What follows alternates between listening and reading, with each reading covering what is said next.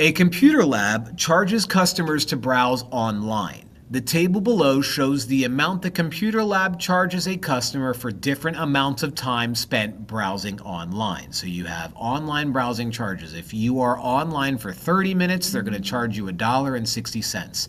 If you're online for 45 minutes, it's going to be $2.40. If you're online for 75 minutes, that's $4 on the dot.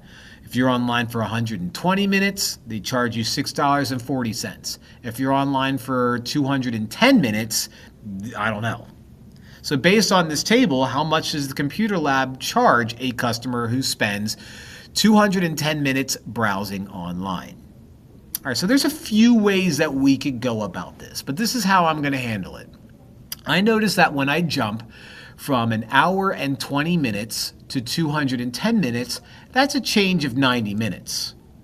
Now, I also noticed this too, that if I were to jump from 30 over here to 120 over here, that's also a change of 90 minutes. So let's see what the difference is between $1.60 and $6.40.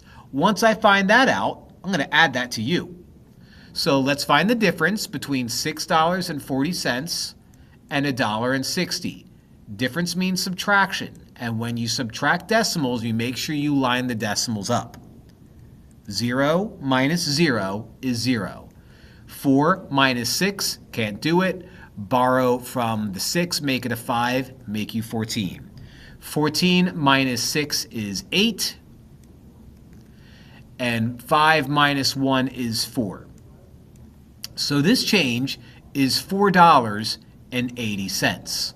So what I'm going to do is I'm going to add $4.80 to $6.40. So $6.40 plus $4.80. Again, when you add now decimals, you line up the decimals. So 0 plus 0 is 0. 4 plus 8 is 12. Write out your 2, carry the 1. 1 plus 6 is 7. 7 plus 4 is 11. Drop down your decimal.